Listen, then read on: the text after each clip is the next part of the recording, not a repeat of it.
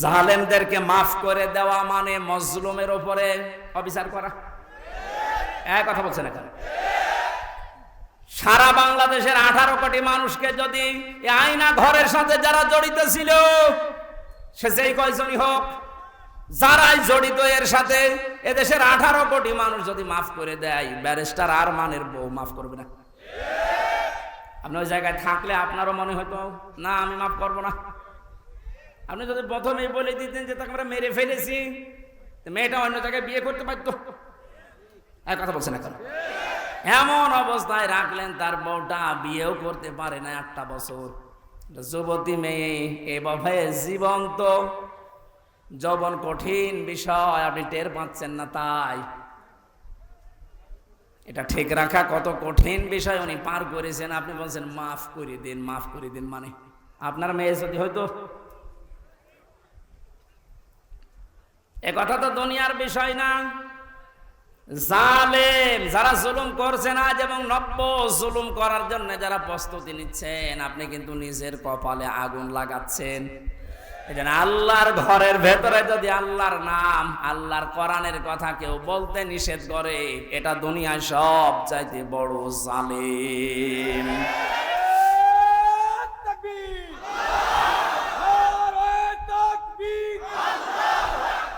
ইসলামের শত্রুরা হুঁশিয়ার সাবধান, ইসলামের শত্রুরা হুঁশিয়ার সাবধান। তাকবীর। এবার একটা কঠিন আয়াত বলছি, খুব ভয়ঙ্কর এটা। আমি যে জালেম জালেম জালেম বলছি বারবার, কেন জানেন? কারণ জালেমদের বিরুদ্ধে আল্লাহ নিজে অভিযোগ দায়ের করবেন, নিজে মামলা ঠুকে দেবেন। ইন্নামাস সাবিলু আলাল্লাযীনা ইয়াযলিমুনান নাস। সূরা শুরার 42 নম্বর আয়াত প্রথম অংশে আছে, আল্লাহ পাক বলেন অবশ্যই আমি আল্লাহ নিজে মামলা দেব জালেমের বিরুদ্ধে, যারা মানুষ হয়ে মানুষের উপরে জুলুম করেছে, অত্যাচার করেছে। এজন্য বাংলার জালেমেরা আপনার দুনিয়ার জীবন শেষ, আর আখিরাত তো আপনি আল্লাহর মামলার আসামি। যিনি বিচারপতি, যিনি রায় দেবেন, তিনি যদি মামলার বাদী হয়, তা আপনি তো একেবারে সরাসরি খালাস পেয়ে যাবেন। বলেন না কেন? আমার মামলার যারা আসামি, যারা বাদী ছিল, যারা আমার মামলার যারা বাদী ছিল, তারা টাকা পয়সা বহু খেয়েছে আকিস গ্রুপের কাছ থেকে। গত পরশু দিনও আকিসের মালিক আমারে বলছে, হুজুর আপনাকে আমরা চাকরি দিয়েছিলাম আমাদের মসজিদের খতিব হিসাবে, ওই শয়তানরা আপনাকে পেঁচে ফেলে আমাদের কাছে কয়েক কোটি টাকা 5 তারিখের আগ পর্যন্ত নিয়েছে। যদি 5 তারিখ না আসতো, ওরা এখনো টাকা নিত। আমার মামলার আয়োজক লোকটা মেজানুর রহমান, টেকের হাটে বাড়ি। আমার মনে হয় ওরে পেলে পিটিয়ে মানুষ জনগণ মেরে ফেলবে। আর বাকিগুলোর নাম একবার বলেছিলাম ওই কুষ্টিয়ার এক মাহফিলে। তারা পরের দিন বলছে, হুজুর আর নাম বললেন না, কিছু হলে কিন্তু আমরা মারা পড়ে যাব। কেমন ভয় আছে জালেমরা দেখেন। তবে এই যে লোকটা, এই লোকটা 5 তারিখের আগের দিন 4 তারিখ রাত্রে টাকা নিয়েছে। এই মামলার আয়ুটা ও এখন নাই, থেমে গেছে। আমার মনে হয় 5 তারিখ বাংলাদেশে না আসলে ও শয়তান এখনো টাকা নিত।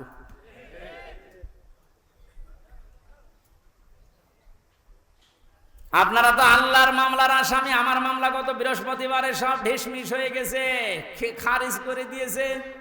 বিচারপতি দেখে বলছে এটা মামলা হইলো, অথচ ওই বিচারপতি 5 তারিখের আগে বলতো এটা কিছু করা যাবে না।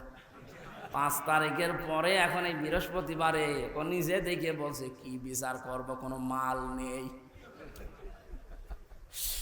অনেক নিজে পড়ে পড়ে দেখছে, বলছে কোনো মাল ম্যাটারেস নেই, কি দেখে বিচার করব, যা সব বাদ। আমাদের সবাইকে খালাস দিয়ে দিয়েছে। এই যে খালাসি যখন দিয়ে দেবেন, 3 বছর আপনি বিনা কারণে জেল খাটালেন। কোন কারণে? খালাস দেওয়া মানে কি? কোনো অপরাধ নেই, কোনো দোষ আমরা পাইনি নাকি? খালাস দেওয়া মানে তো এই, তাহলে দোষ তো আমার নেই, আপনি নিজেই প্রমাণ করে দিলেন। বিনা কারণে যে 3টা বছর নষ্ট করলেন। গতকালকে একজন মুসলমান হয়েছে, পরশুদিন। আমার মনে হয় 3টা বছরে যদি আমি বাইরে থাকতাম, এই 20 সালের আগ পর্যন্ত 53 জন মানুষ মুসলমান হয়েছিল কোরআন শোনার পর। বের হয়ে একজন হয়ে গেল। 3 বছর থাকলে আমার মনে হয় এখনো পর্যন্ত 50 জনের উপরে মানুষকে আমি জান্নাতে নিতে পারতাম। আপনি সুযোগ থেকে বঞ্চিত করে দিলেন। এজন্য জালেম যারা, তারা হামজার মামলার আসামি না। হামজার মামলার আসামি তো হবেনই। কিয়ামতে আমি না করলে আপনি জান্নাত যেতে পারবেন না। আর সবচাইতে বড় দুঃখ আপনার জন্য, আপনি আল্লাহর মামলার আসামি। আল্লাহ আমাদের হেফাজত করুন জালেম হওয়া থেকে, বলেন আমিন। আমিরে জামাত শুধু একবার একটু ইঙ্গিত দিয়েছে, এক জালিমের হাত থেকে মুক্তি পেয়েছি, আর কোন জালিম যেন আমাদের মাথার উপরে বসতে না পারে। আর অনেকের এখন দেখছি চুলকানি আরম্ভ হয়ে গেছে। কোন কারণ আপনার চুলকানি আসবে? আপনি কি জালেম? তার মানে আপনি নিজের থেকেই মনে মনে ভাবছেন যে আমি এগুলো করছি, সামনেও করব। আপনিও জালেম। ঠাকুর ঘরে কে রে? আমি তো কলা খাই। অনেকে আপনার নাম বলে বলেছে? বলেন কোন কারণে নিজের দিকে টেনে নেন?